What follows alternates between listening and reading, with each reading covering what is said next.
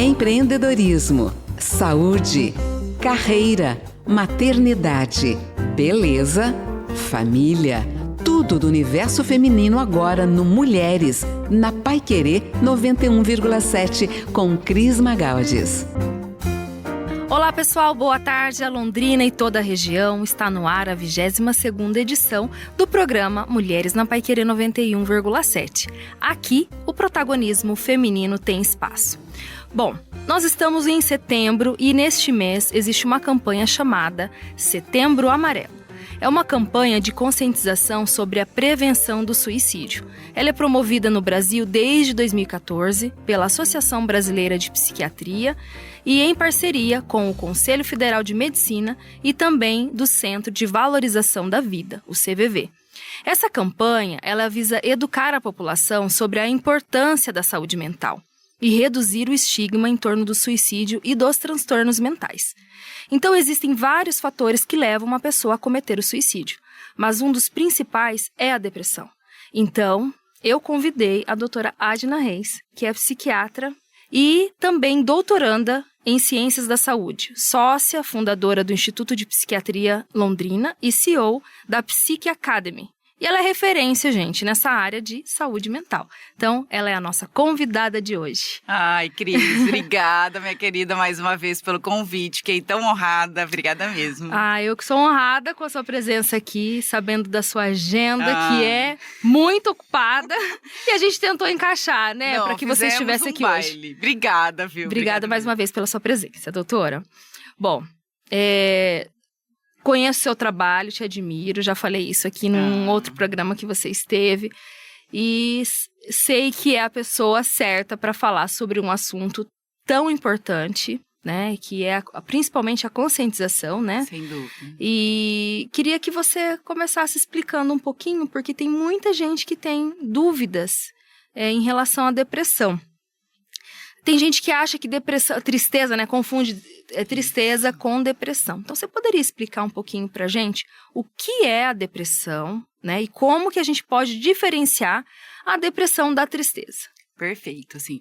É muito interessante, Cris, porque quando a gente vai falar de tristeza, a tristeza é uma emoção muito intrínseca do ser humano. Ela existe, ela precisa existir. Né? Sim. Agora, a depressão é quando eu tenho esse estado de tristeza continuado, que é o que a gente chama de humor. Então, eu não estou triste por alguma situação que aconteceu ou não, eu estou o tempo inteiro, 24 horas por dia, num estado de tristeza e uma incapacidade de sentir prazer. Então, isso, que é uma coisa que não aparece tanto quanto a tristeza, é tão importante quanto. Né? E aí, sim, sendo uma doença, e a gente entendendo todos os mecanismos fisiopatológicos, tem tratamento diferente da tristeza. Né? Então, resumindo, a depressão é algo contínuo e a tristeza é algo passageiro. Então, é algo que você sente momentaneamente e daí do outro dia você tá bem. Exatamente. É normal. É reacionar a alguma situação. Sei lá, você brigou com o filho, aí depois você se sente culpado, vem uma tristeza. Mas isso passa, né? Isso não permanece. E quando a gente vai falar da depressão, ela pode ser episódica. Então, eu tive um episódio de depressão ao longo da vida, mas eu posso ter o que a gente chama de transtorno depressivo recorrente. E aí, ela vira uma doença crônica. Sim. E quais são os sintomas, então, da depressão? Para as pessoas conseguirem identificar bem, né? Achar, beleza, então eu tô só triste, é tristeza. Então, não vai que eu estou vários dias tristes, né? Mas não é, tem os sintomas mesmo da depressão, né, doutora? Exatamente. A gente costuma dizer, assim, Cris, como nós temos muitos sintomas possíveis, a combinação desses sintomas pode dar, sei lá, quase 1000 possibilidades diferentes de quadros clínicos. Mas o que a gente presta muito atenção? Principalmente por pelo menos 2 semanas. Então, que esse paciente se sinta mais triste, menos motivado. Então, ele vai ter diminuição da energia, vai ter menos vontade de fazer as coisas. Por exemplo, eu poxa, eu adorava jogar tênis. Eu fui lá jogar, não senti mais aquela sensação de bem-estar. Então, essa diminuição ou perda da capacidade de sentir prazer é importante. Uma diminuição de socialização. Então, esse paciente ele tende a ficar mais recluso, não quer encontrar os amigos. Eu posso ter alteração do sono ou para hipersonia ou para insônia, depende do perfil da depressão. Alteração do apetite também. Então, tem alguns pacientes depressivos que comem muito e outros que não conseguem comer e aí tem uma perda de peso, né? E a pessoa também precisa ficar atenta, né, doutora? Porque às vezes a pessoa também está passando por uma situação delicada. Terminou um relacionamento, um luto, ou perdeu o emprego. Perfeito. Pode acontecer dessa tristeza, ela ser por um tempo mais longo. Com certeza, muito bem lembrado, né? A gente costuma brincar, inclusive, que a gente não medica luto. Sim. Então, o luto é uma tristeza reacional, uma perda, né? Sim. Agora, o que acontece? A depressão, ela gera prejuízo no cotidiano. Então, eu não vou ter a mesma capacidade de trabalho que eu tinha antes. Então, ou eu tenho um presenteísmo, vou pro trabalho, mas não consigo render como eu rendia. Ou, por exemplo, eu começo a faltar. Eu não consigo executar as minhas atividades do dia a dia como antes eu fazia. Opa, aí isso já chama atenção, porque não é só uma tristeza, isso tende a ser algo mais crônico e patológico. Sim. E como é feito esse diagnóstico? Todo mundo pede assim, mas não tem um exame que a gente faz da cabeça, né? Acho que a gente vai chegar lá, tá? Mas hoje o nosso diagnóstico é clínico.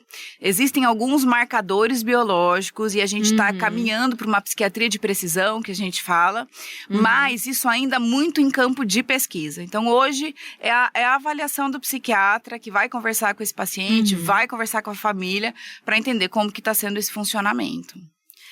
E as pessoas que estão nesse processo de depressão, elas têm essa dificuldade, às vezes, de se autoavaliar? Sem dúvida. Muitas vezes, a depressão, ela tá tão grave que esse paciente tem uma inflexibilidade cognitiva. Então, ele não vai ter esperança. Então, ele acha que assim, não faz nem sentido eu ir no médico, porque eu não vou melhorar. Eu não tenho jeito, né? Ou eu sou um peso para a família. Então, nesses casos, é muito importante que a família note esse comportamento e leve. Né? Depois que esse paciente começa a melhorar, aí sim, ele continua o tratamento.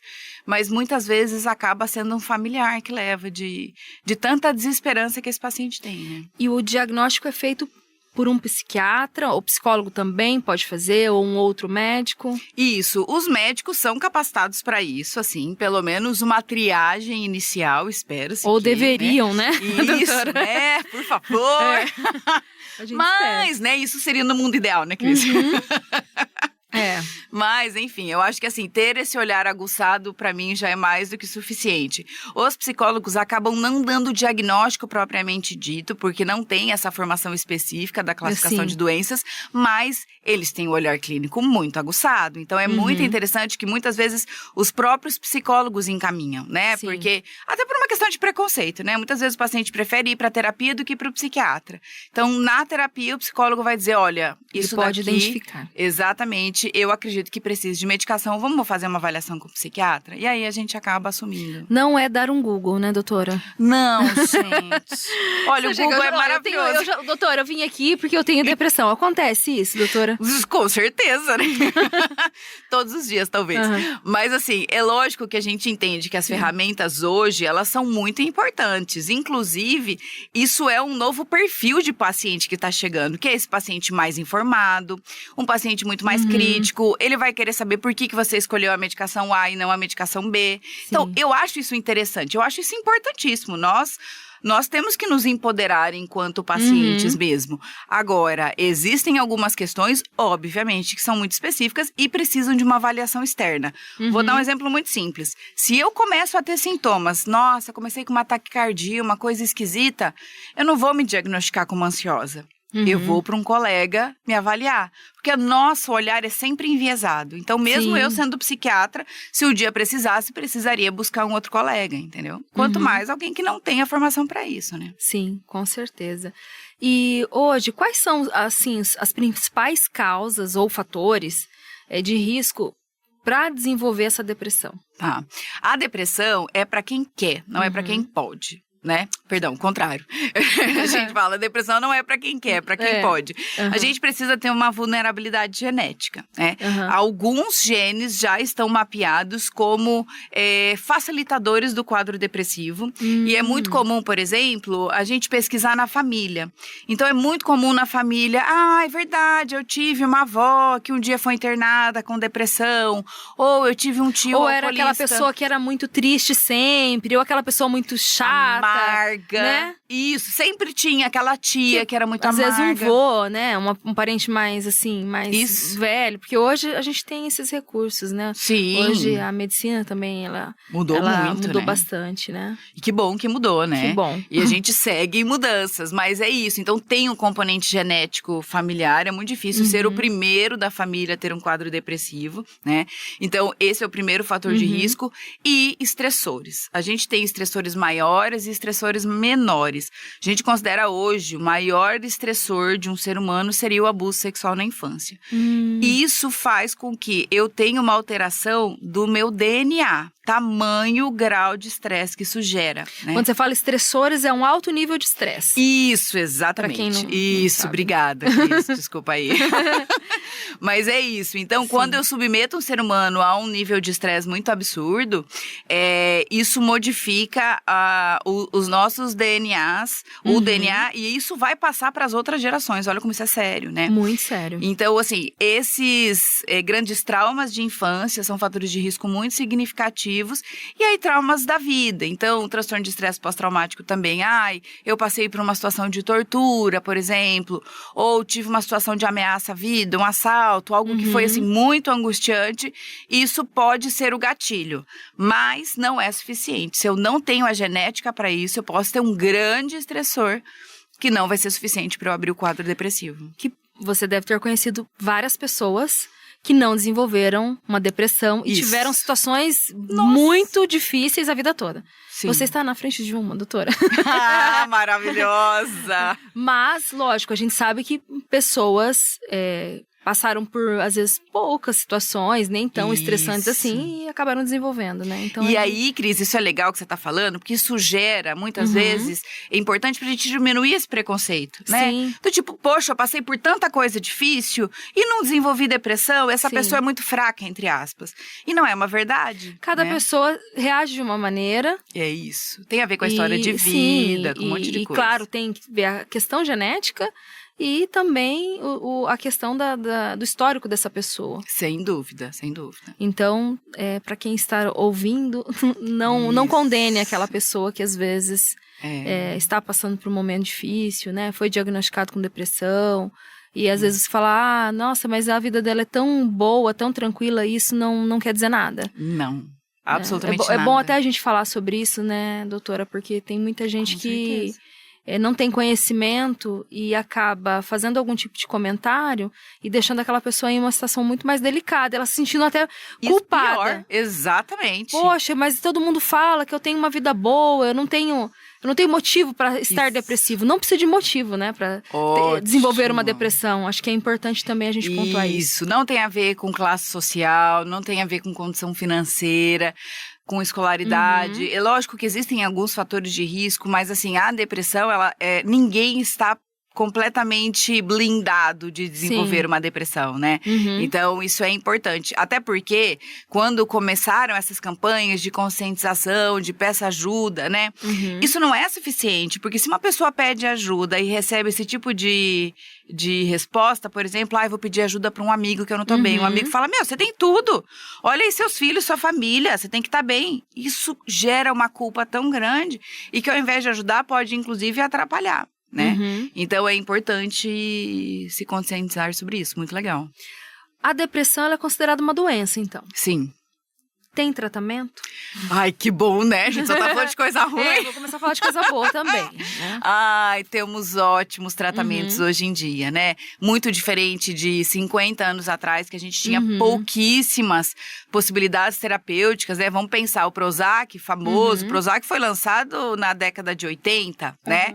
Então, as medicações são recentes, mas a evolução dessas medicações foi absurda.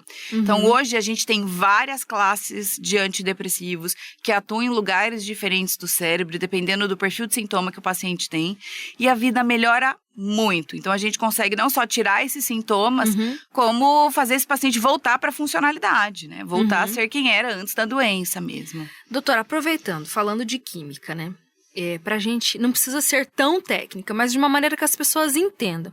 Esse estágio de parece uma tristeza contínua. Como que funciona o cérebro? Por que as pessoas sentem isso? Perfeito. 2 regiões cerebrais são muito importantes quando a gente vai falar de depressão, tá? Córtex pré-frontal, que é a região do nosso cérebro que fica bem atrás dos olhos. Sim. Essa região é a região toda da nossa parte cognitiva. Então, tomada de decisão, atenção, tudo isso, tá? Ela está com uma diminuição de fluxo sanguíneo no quadro depressivo. Então, eu tenho uma alteração de funcionalidade ali. Outra região alterada também é o circuito da recompensa, que é quando eu sinto, por exemplo, que eu falei, né? A gente fui lá, joguei tênis e não senti a mesma sensação de bem-estar que eu tinha antes. Eu tenho esse circuito da recompensa alterado. O que diferencia uma coisa da outra? O tipo de neurotransmissor. Os neurotransmissores é como se fossem os sinais do nosso cérebro. Eles são os mensageiros que vão ligar parte de um cérebro, desligar outra parte. Então, por exemplo, serotonina, que todo mundo já ouviu falar. Ela influencia muito no nosso córtex pré-frontal. Muito em regiões ligadas ao medo, por exemplo, amígdala, outras regiões cerebrais. Então, se eu tenho um paciente com uma depressão muito ansiosa, eu tenho que pensar, eu preciso de alguma forma atuar em serotonina para esse paciente. Sim. Se eu tenho, por exemplo, uma falta de prazer, isso tem a ver com a dopamina. Então, eu vou ter que pensar em perfis de medicações que também têm um efeito dopaminérgico, né? Ou alterações cognitivas. Nossa, meu pensamento está muito lentificado, eu não consigo decidir nem que roupa que eu saio de casa. Eu vou pensar de medicações mais glutamatérgicas, que são mais pró-cognitivas. Então, de acordo com o perfil do paciente, a gente tem circuitos cerebrais específicos que estão alterados. E aí, a partir disso, a gente vai escolher medicações específicas também, né? Ok. Doutora, eu preciso ir para um breve intervalo e na volta a gente tem muito mais bate-papo sobre depressão. Fica aqui comigo no Mulheres na Paiquerê 91,7. Aqui o protagonismo feminino tem espaço. Paiquerê 91,7. Estamos de volta no programa Mulheres na Paiquerê 91,7 e eu recebo hoje a doutora Adna Reis. Nosso bate-papo muito gostoso é sobre depressão e a gente está trazendo tantas informações aí, tão importantes, mas eu queria trazer agora, doutora, um dado que me chamou um pouco a atenção. Que no Brasil, cerca de 15,5% da população sofre de depressão ao longo da vida. E os estudos apontam, falando de um programa feminino, as mulheres têm 2 vezes mais chances de serem diagnosticadas com depressão do que os homens. É isso aí. É isso aí, doutora? Infelizmente. O que explica isso? É a genética ou a vida da mulher? Ou os dois? As duas coisas. Tá muito bom, tá suave pra gente. Tá uma tranquilidade. Olha, ser mulher nesse mundo não é fácil. O que acontece, Cris? A gente fala, né? O Brasil, ele é considerado o país mais ansioso do mundo e o 5º mais depressivo do mundo. Nossa. Então, assim, nós não temos bons números pensando em transtorno mental, né? E a depressão, a gente fala que essa é a prevalência mais bem subestimada, né? A gente acredita que seja muito mais do que isso. E a gente viu muito na pandemia um aumento surreal dessa prevalência, infelizmente, né? Mas por que as mulheres têm mais depressão? 2 coisas. Uma questão hormonal.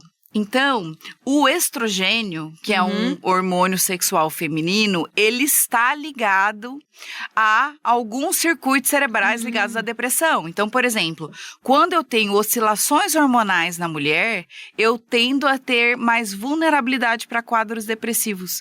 Por exemplo, pós-parto, quando eu tenho perimenopausa, exatamente. Por quê? Porque eu tenho uma oscilação e uma diminuição desse estrogênio. Então, isso é importante. Então, existe um fator hormonal e é claro que existe uma sobrecarga e tem toda uma questão social relacionada a isso. Níveis de estresse que a gente falou, né, antes do intervalo, também, né, essa questão é bem importante. E sem dúvida, né, e é um estresse continuado, a ideia de que nós somos educadas para não ser grosseiras, outras. Então, se eu sofro algum tipo de... alguém me diz uma coisa que eu não gosto, eu engulo. Mais do que ir lá e reclamar e falar. Então, lógico que isso não é uma regra, mas isso também interfere, né? Então, essa mulher acaba sendo submetida a uma sobrecarga de estresse, de trabalho, tripla, quíntupla jornada de trabalho. Então, isso é bem complicado. E agora, levando em consideração, me chamou a atenção também essa questão né, assim, a escala mundial, o Brasil estar em quinto. Mas cadê aquela alegria? Eu morei fora do Brasil muito tempo, você sabe. E os europeus, em geral, falavam, nossa, mas lá todo mundo é feliz. O Brasil, o país do futebol, do samba, né? Cadê, doutora? Não é muito triste isso, gente? Eu falo, o Brasil é o país do futebol, do samba e da depressão, gente. E uma coisa não bate com a outra. Mas assim, infelizmente, a gente sabe que existem algumas coisas, claro, relacionadas a condições sociais, né? Sim. Não tem como a gente dizer que não influencia de uma forma. Mas nós temos uma genética muito ruim para os transtornos mentais, infelizmente. E uma outra questão, por exemplo, o sistema de saúde de alguns países nórdicos é tão sensacional. Tudo bem, né? São países bem menores, então facilita. Então, a partir do momento que você nasce, você é acompanhado a vida inteira. Sim. Então, o sistema de saúde, ele consegue fazer um acompanhamento e aí notar início dos sintomas muito precocemente. Sim. Né? E existem alguns países, por exemplo, a Austrália tem um programa de saúde mental espetacular que é acompanhar filhos de pessoas já diagnosticadas desde a infância até a adolescência para notar alguns sintomas pré-comorbidade. Então, antes dessa doença abrir, eu tenho alguns sinais e essas crianças já são avaliadas e já têm intervenções precoces. Isso melhora muito. Com certeza. E aqui a gente não tem isso, né? A gente não tem essa ideia de buscar o psiquiatra para uma prevenção de saúde mental. Eu não vou no cardiologista porque eu infartei. Muitas vezes eu vou para que eu não infarte. Sim. E a gente não tem esse mesmo pensamento com o psiquiatra. As pessoas só buscam um profissional da área quando já está doente. Exatamente. Não e não para prevenção. Interessante. Bom, quem está ouvindo deve estar curioso, porque a gente falou sobre medicação. Mas qualquer pessoa pode tomar um remédio para depressão? Olha, adorei essa pergunta. Toda medicação vai ter efeitos terapêuticos e efeitos colaterais. Então, várias coisas a gente leva em consideração quando vai escolher uma medicação. Primeira delas, comorbidades. Então, se eu tenho uma hipertensão arterial, se eu tenho diabetes, se eu tenho transtorno bipolar, por exemplo, tudo isso vai fazer com que eu escolha perfis específicos de medicação. Né? O segundo ponto são os efeitos colaterais. Então, eu vou usar uma medicação que predispõe a ganho de peso num paciente obeso? Não vou fazer isso. Então, tudo isso precisa ser avaliado. Então, na verdade, a medicação, não existe uma contraindicação absoluta, né, para os antidepressivos. Geralmente são drogas muito seguras, principalmente essas drogas mais recentes, que não têm tanta interferência cardiovascular, mas precisa desse critério clínico. Né? Tanto dos efeitos colaterais quanto de efeitos terapêuticos. Que interessante. Fora as medicações, existem outros tipos de tratamento, como a psicoterapia?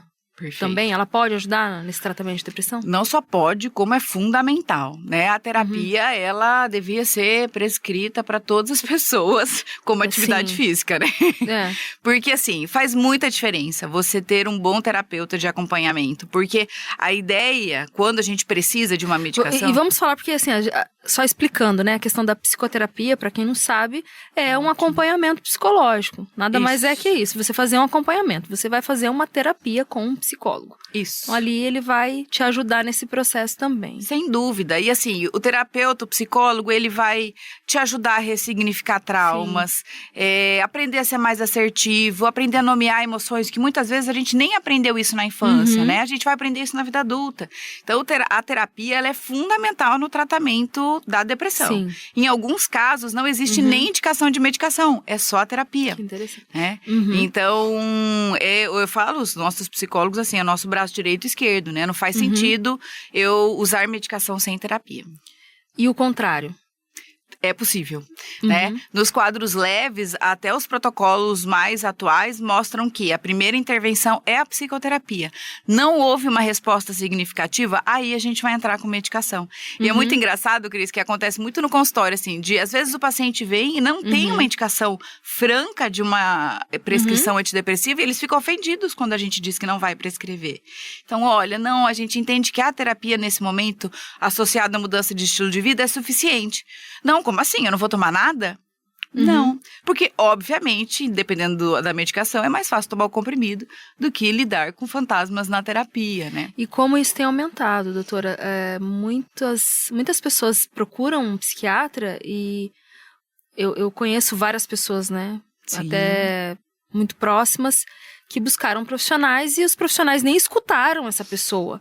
Ela já falou, ela chegou falando, eu acho que eu tenho depressão. A pessoa já saiu dali com uma receita. Então, isso vem acontecendo com muita frequência. Infelizmente, né? E diagnósticos, muitas vezes, até errados, né? Sem dúvida. Isso que é a importância de buscar um bom profissional. E, Cris, eu falo muito, né, que assim, a consulta médica em geral, mas a do psiquiatra, ela não tem como acontecer em 10 minutos. Eu falo, gente, em 10 minutos não sei nem o nome do cachorro do paciente.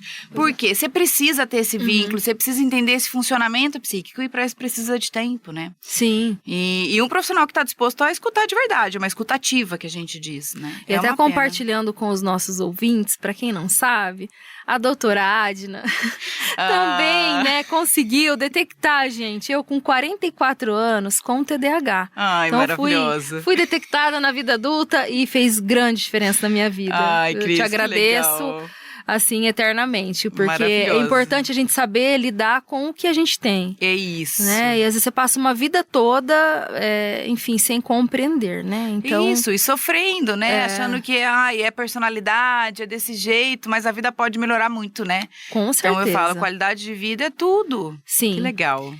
Doutora, e como que a gente consegue combater, né, esse estigma? Tem um estigma associado à depressão e aos transtornos mentais. Tem algo que a gente pode fazer para a gente poder combater tudo isso? Eu acho que assim, a gente ainda está engatinhando nesse processo, mas eu costumo dizer que a gente combate preconceito com informação. Então, se eu consigo entender sobre a doença, hoje mesmo eu estava com um paciente no consultório, na verdade ele é o pai do meu paciente, e ele falando, nossa, doutora, eu não sabia, nesse caso o paciente tinha TDAH, né? Comecei a estudar sobre e vi o quanto eu era inadequado muitas vezes com meu filho, sem saber que ele tinha uma doença. Então, como o conhecimento liberta, Sim, né? Você começa muito. a estudar, começa a entender, você fala, gente, então não é dessa forma, é de outra forma que eu vou lidar. E a qualidade de vida melhora muito. Então, eu acredito que a primeira questão é a gente entender que é uma doença. Como eu não falo para tireoide. Tireoide, você precisa produzir mais hormônio T4. Ou pro meu pâncreas. Pâncreas, você precisa produzir insulina. Eu não vou dizer pro meu cérebro falar, cérebro, eu preciso que você produza mais glutamato porque não tá sendo suficiente. Não faz sentido. Sim. Percebe? Então, assim, a gente entende que isso é uma doença como qualquer outra, isso já muda muito. E o segundo ponto que eu vejo é buscar ajuda.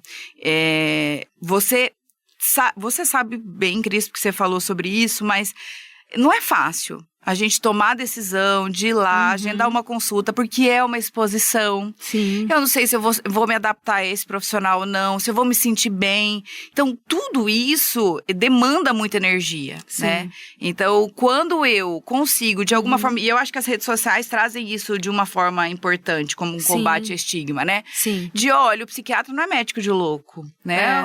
Eu brinco, o psiquiatra é médico de alma, né? É porque isso foi... Há muitos anos, tinha essas questões. Com tudo certeza. Que era relacionado à saúde emocional, até o próprio cérebro. É porque é louco, porque tá ficando maluco.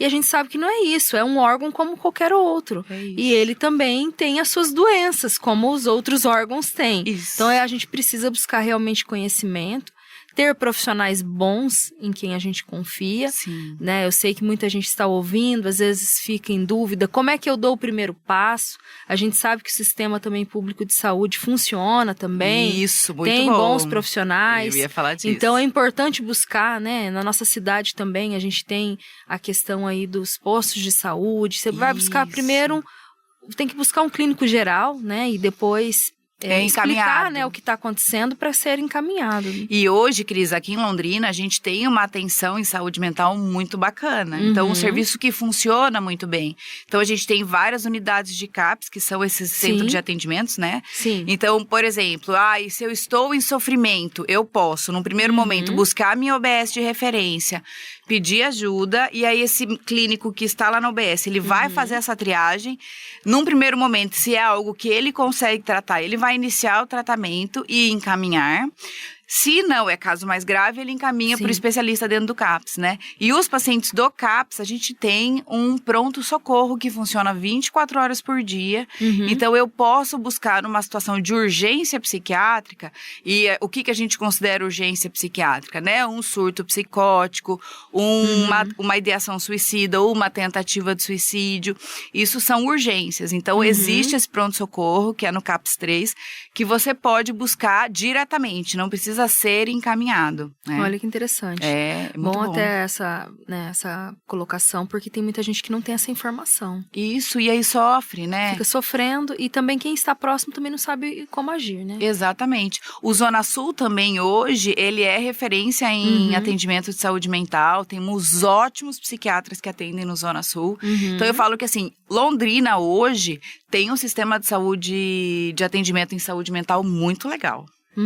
Bom isso. E legal também que Londrina é uma cidade grande, muito bem servida na área da saúde. Isso. Tem bons médicos também na rede Com certeza. Privada, né? Além dos planos de saúde, mas a gente sabe que tem também situações aí que são acessíveis, que se uma pessoa às vezes não quer ir pelo sistema público, porque às vezes tem uma certa urgência, também tem essas outras possibilidades. Né? Sem dúvida.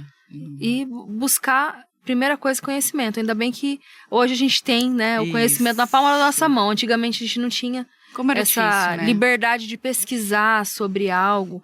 Claro que ali, né, a gente até brincou, dar um Google, né, pra gente poder se informar. Mas faz parte, Mas é importante, pelo menos já te dá uma certa direção. Claro que o diagnóstico só vai vir realmente do próprio profissional, mas é importante você saber também como você lidar com essa situação. Né? Lógico. Não, eu acho sensacional, por isso que eu falo, informação, ela precisa existir, isso dá uma liberdade, uma autonomia para o paciente, né? Sim. E conseguir entender que, olha, o que eu tenho tem nome, tem tratamento, então eu acho que isso, esse esclarecimento, ele é fundamental, não tem nem como negar, assim. Sim. Agora, o que eu acho que é importante é entender que o Google, assim como, por exemplo, a gente brinca, né? Existe a inteligência artificial, tá aqui a nosso favor, mas não existe consciência artificial ainda, né?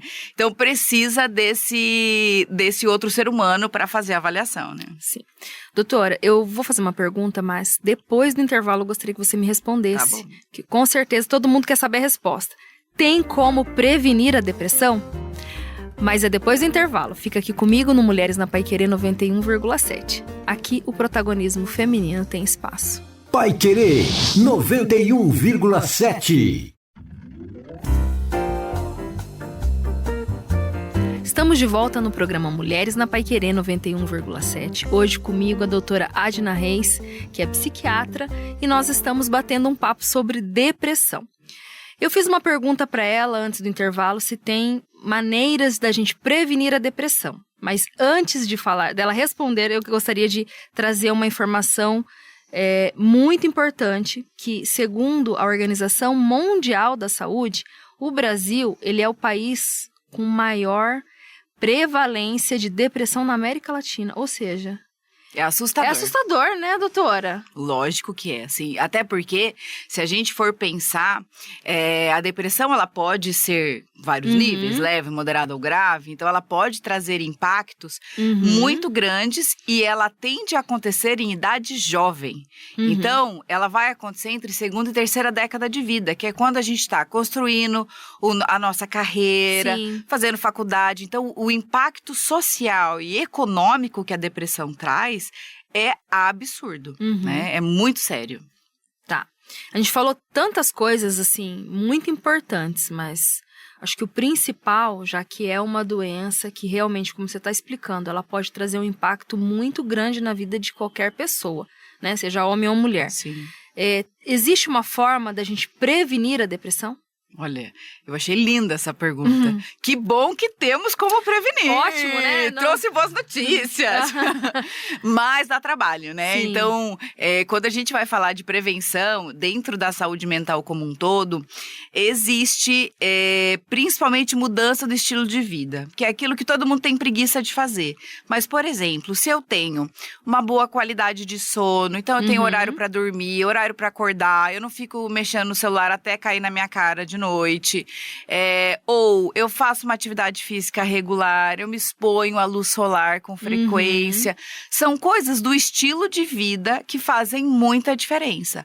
Agora, se eu trabalho 14 horas por dia, e eu tomo muita dose de cafeína, por exemplo, para dar conta daquilo que eu tenho que executar. Eu tenho um chefe que é um monstro, e aí eu volto extremamente irritada para casa todos os dias. Não vou conseguir fazer uma atividade física, como fast food manhã, tarde e noite.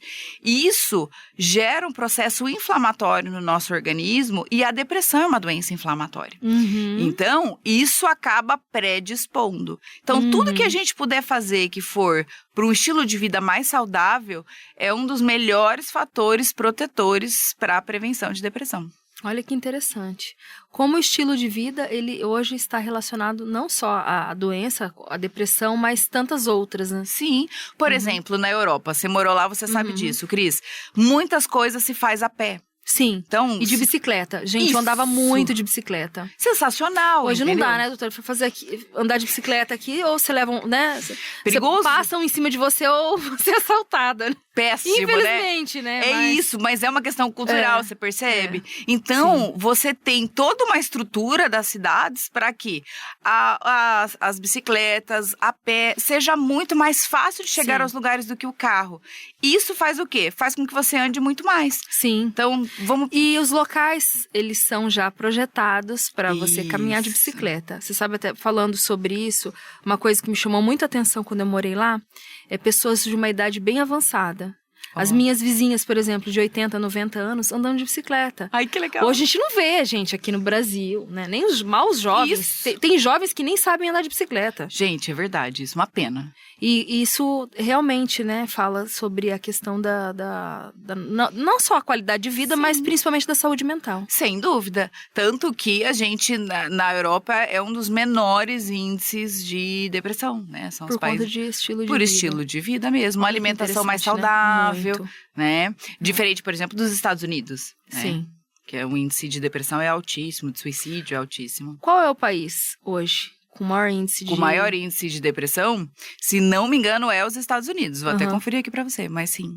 Infelizmente. Porque assim, eu não só pela questão da alimentação, mas, por exemplo, o estilo de vida como um todo. Então, trocar o dia pela noite, essa ideia de que eu tenho que ter o comércio funcionando 24 horas por dia, eu tenho privação de sono, então eu vou ter trabalhador que trabalha em turno. Eu brinco muito com os alunos da medicina, né, quando eu vou dar aula, eu falo, gente, por que o plantão noturno ele paga mais? Porque ele diminui sua expectativa de vida em 10 anos. Então, trabalhar em turno não é interessante. Quando eu fui pra Europa, fui uma vez, né? Tive o privilégio que eu percebi que domingo, finais de semana, muitas coisas não abrem. Não é igual aqui, que tá tudo aberto, comércio, tudo o tempo inteiro. Então, querendo ou não, essa demanda de trabalho também é muito importante, né? E isso gera maior estresse, angústia, enfim, uma série de coisas, né? Sim. Não, que é importante, né, a gente também falar sobre isso, porque as pessoas não podem deixar chegar na doença. Se tem coisas que a gente pode prevenir, por que não? Né? Exatamente. E que bom que hoje a gente tem mais informação e a gente acaba conseguindo, de alguma forma, na maior parte das vezes, quando não é prevenção, né, a gente vai tratar no momento inicial da doença. Isso faz muita diferença. Sim. Agora, queria falar um pouquinho sobre o Setembro Amarelo, que eu abri o programa falando um pouquinho sobre, né, a importância da conscientização. Foi criado até essa campanha do Setembro Amarelo para que a gente pudesse falar mais abertamente sobre a questão do suicídio. A gente sabe que um dos principais fatores que levam ao suicídio é a própria depressão, né, que a gente está falando. Então, eu queria que você explicasse um pouquinho para quem está nos ouvindo, qual que é a importância hoje e a conscientização da saúde mental para as pessoas. Perfeito. Eu acho que o Setembro Amarelo, ele trouxe isso à tona de uma forma muito importante. Porque quando a gente vai pensar em suicídio, eu gosto de falar de crise suicida, né? Então, quando eu tenho um pensamento de morte, uma angústia muito grande, isso oscila. Então, tem paciente que no momento vai estar muito angustiado, daqui a pouco aquilo alivia um pouco, ele consegue sobreviver um pouco mais. Então, trazer essa discussão e entender que não é para chamar atenção, não é que quem quer se mata, não avisa, isso não é uma verdade, né? Hoje a gente sabe que de 85% a 90% das pessoas que tentaram suicídio pediram ajuda antes. Sim. Isso é um dado muito sério, sim, né? Sim. Mas, assim, é interessante que a gente fale sobre... É lógico que quando a gente vai falar de suicídio, são questões muito complexas. Eu geralmente tenho comorbidades, por exemplo, o transtorno bipolar é uma patologia que também evolui com quadro depressivo associado a outros sintomas.